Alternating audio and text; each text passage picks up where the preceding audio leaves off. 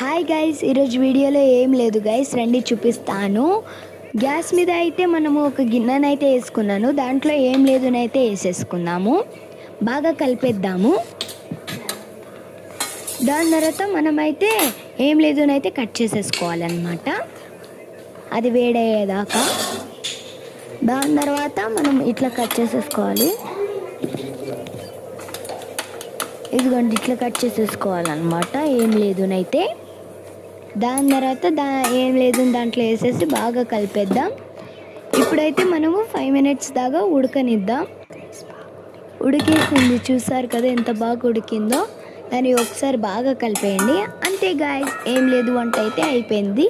దాన్ని అయితే ప్లేట్లోకి వేసేసుకోండి, గ్యాస్ ఆఫ్ చేసేసి.